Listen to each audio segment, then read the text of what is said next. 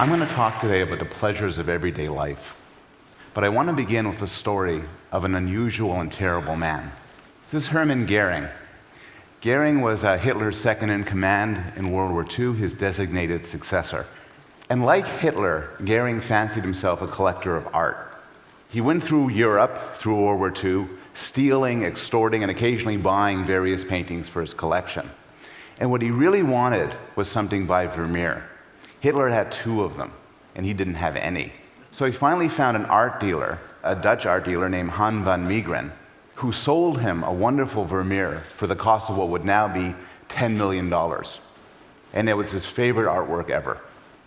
World War II came to an end, and Goering was captured, tried at Nuremberg, and ultimately sentenced to death. Then the Allied forces went through his collections and found the paintings and went after the people who sold it to him. And at some point, the Dutch police came in Amsterdam and arrested Van Meegeren. Van Meegeren was charged with the crime of treason, which is itself punishable by death. 6 weeks into his prison sentence, Van Meegeren confessed. But he didn't confess to treason. He said, "I did not sell a great masterpiece to that Nazi. I painted it myself. I'm a forger." Nobody believed him, and he said, "I'll prove it. Bring me a canvas and some paint, and I will paint a Vermeer much better than I sold that disgusting Nazi. I also need alcohol and morphine, because it's the only way I can work." So they brought him in. He painted a beautiful Vermeer, and then the charges of treason were dropped. He had a lesser charge of forgery, got a year sentence, and died a hero to the Dutch people. There's a lot more to be said about Van Meegeren, but I want to turn now to Goering, who's pictured here being interrogated at Nuremberg. Now, Goering was, by all accounts, a terrible man. Even for a Nazi, he was a terrible man. His American interrogators described him as an amicable psychopath. But you could feel sympathy for the reaction he had when he was told that his favorite painting was actually a forgery. According to his biographer, he looked as if for the first time he had discovered there was evil in the world. And he killed himself soon afterwards. He had discovered, after all, that the painting he thought was this was actually that. It looked the same, but it had a different origin. It was a different artwork. It wasn't just him who was in for a shock. Once Van Meegeren was on trial, he couldn't stop talking. And he boasted about all the great masterpieces that he himself had painted that were attributed to other artists. In particular, the Supper at Emmaus, which was viewed as Vermeer's finest masterpiece, his best work. People would come all over the world to see it, was actually a forgery. It was not that painting, but that painting. And when that was discovered, it lost all its value and was taken away from the museum. Why does this matter? I'm a psychologist. Why do origins matter so much? Why do we respond so much to our knowledge of where something comes from? Well, there's an answer that many people would give. Many sociologists, like Veblen and Wolff, would argue that the reason why we take origins so seriously is because we're snobs, because we're focused on status. Among other things, if you want to show off how rich you are, how powerful you are, it's always better to own an original than a forgery, because there's always going to be fewer originals than forgeries. I don't doubt that that plays some role, but what I want to convince you today is that there's something else going on. I want to convince you that humans are, to some extent, natural-born essentialists. What I mean by this is, we don't just respond to things as we see them, or feel them, or hear them. Rather, our response is conditioned on our beliefs about what they really are, where they came from, what they're made of, what their hidden nature is. I want to suggest that this is true not just for how we think about things, but how we react to things. So I want to suggest that pleasure is deep, and that this isn't true just for sort of higher-level pleasures like art, but even the most seemingly simple pleasures are affected by our beliefs about hidden essences. So take food. Would you eat this? Well, a good answer is it depends. What is it?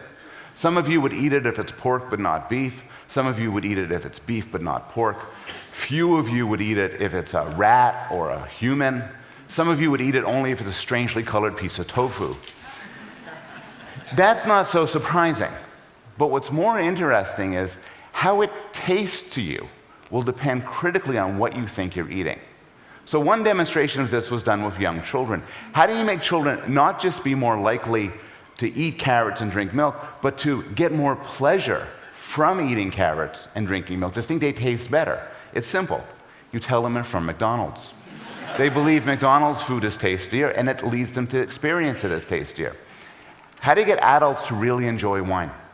It's very simple. Pour it from an expensive bottle.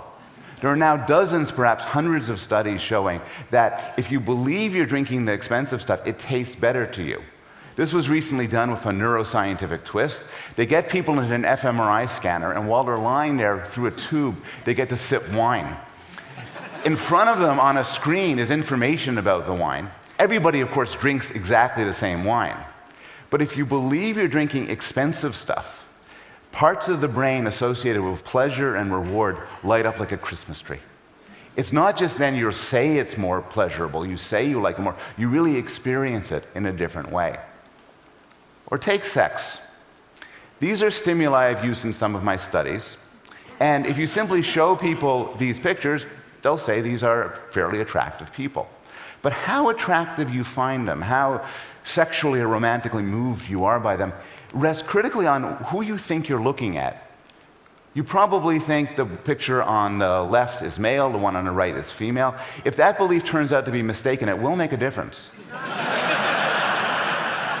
It will make a difference if they turn out to be much younger or much older than you think they are. It may make a difference if you were to discover that the person you're looking at with lust is actually a disguised version of your son or daughter, your mother or father. Knowing somebody's your kin typically kills the libido. Maybe one of the most heartening findings from the psychology of pleasure is there's more to looking good than your physical appearance. If you like somebody, they look better to you. This is why spouses in happy marriages tend to think that their husband or wife looks much better than anyone else thinks that they do. A particularly dramatic example of this comes from a neurological disorder known as Capgras syndrome. So Capgras syndrome is a disorder where you get a specific delusion. Sufferers of Capgras syndrome believe that the people they love most in the world have been replaced by perfect duplicates. Now, often a result of Capgras syndrome is tragic. People have murdered those that they love, believing that they were murdering an imposter. But there's at least one case where Capgras syndrome had a happy ending. This was reported in 1931. Research described a woman with Capgras syndrome who complained about her poorly endowed and sexually inadequate lover. But that was before she got Capgras syndrome. After she got it, she was happy to report that she has discovered he possessed a double who was rich, virile, handsome, and aristocratic. Of course, it was the same man, but she was seeing him in different ways. As a third example, consider consumer products. So one reason why you might like something is its utility. You can put shoes on your feet, you can play golf with golf clubs, and chewed up bubblegum doesn't do anything at all for you. But each of these three objects has value above and beyond what it can do for you based on its history. The golf clubs were owned by John F. Kennedy and sold for $750,000 at auction. The bubblegum was chewed up by pop star Britney Spears and sold for several hundreds of dollars. And in fact, there's a thriving market in the partially eaten food of beloved people. The shoes are perhaps the most valuable of all. According to an unconfirmed report, a Saudi millionaire offered $10 million for this pair of shoes. They were the ones thrown at George Bush at an Iraqi press conference several years ago. Now, this attraction to objects doesn't just work for celebrity objects. Each one of us, most people, have something in their life that's literally irreplaceable, in that it has value because of its history. Maybe your wedding ring, maybe your child's baby shoes, so that if it was lost, you couldn't get it back. You could get something that looked like it or felt like it, but you couldn't get the same object back. With my colleagues, George Newman and Gil Diesendruck, we've looked to see what sort of factors, what sort of history matters for the objects that people like. So in one of our experiments, we asked people to name a famous person who they adored, a living person they adored. So one answer was George Clooney. Then we asked them, how much would you pay for George Clooney's sweater? And the answer is a fair amount, more than you would pay for a brand new sweater or a sweater owned by somebody who you didn't adore. Then we asked other groups of subjects, we gave them different restrictions and different conditions. So for instance, we told some people, look, you can buy the sweater, but you can't tell anybody you own it, and you can't resell it. That drops the value a bit, suggesting that that's one reason why we like it. But what really causes an effect is you tell people, look, you could resell it, you could boast about it, but before it gets to you, it's thoroughly washed. That causes a huge drop in the value. As my wife put it, you've washed away the Cooney cooties. So let's go back to art. I would love a Chagall. I love the work of Chagall. If people want to get me something at the end of the conference, you could buy me a Chagall. But I don't want a duplicate, even if I can tell the difference. That's not because, or it's not simply because I'm a snob and want to boast about having an original. Rather, it's because I want something that has a specific history. In the case of artwork, the history is special indeed. The philosopher Dennis Dutton, in his wonderful book, The Art Instinct, makes the case that the value of an artwork is rooted in assumptions about a human performance underlying its creation. And that could explain the difference between an original and a forgery. They may look alike, but they have a different history. The original is typically the product of a creative act. The forgery isn't. I think this approach can explain differences in people's taste in art. This is a work by Jackson Pollock. Who here likes the work of Jackson Pollock? Okay. Who here does nothing for them? They just don't like it. Okay. I'm not going to make a claim about who's right, but I will make an empirical claim about people's intuitions, which is that if you like the work of Jackson Pollock, you'll tend more so than the people who don't like it to believe that these works are difficult to create, that they require a lot of time and energy and creative energy. I use Jackson Pollock on purpose as an example because there's a young American artist who paints very much in the style of Jackson Pollock, and her work was worth many tens of thousands of dollars, in large part because she's a very young artist. This is Marla Olmsted, who did most of her work when she was 3 years old. The interesting point about Marla Olmsted is her family made the mistake of inviting the television program 60 Minutes 2 into their house to film her painting, and they then reported that her father was coaching her. When this came out on television, the value of her art dropped to nothing. It was the same art physically, but the history had changed. I've been focusing now on the visual arts, but I want to give two examples from music. This is Joshua Bell, a very famous violinist, and the Washington Post reporter Gene Weingarten decided to enlist him for an audacious experiment. The question is, how much would people like Joshua Bell, the music of Joshua Bell, if they didn't know they were listening to Joshua Bell? So he got Joshua Bell to take his $1 million violin down to a Washington, D.C. subway station and stand in the corner and see how much money he would make. And here's a brief clip of this.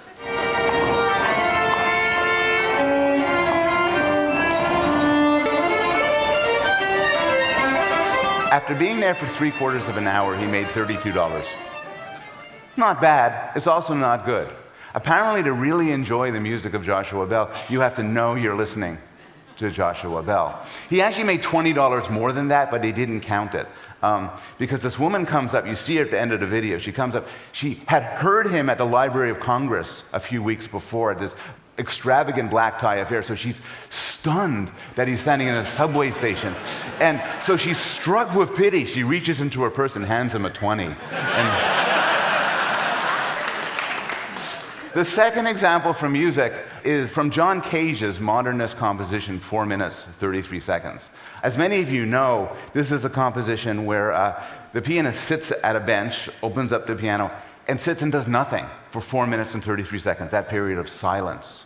And people have different views on this, but what I want to point out is you can buy this from iTunes. For $1.99, you could listen to that silence, which is different than other forms of silence.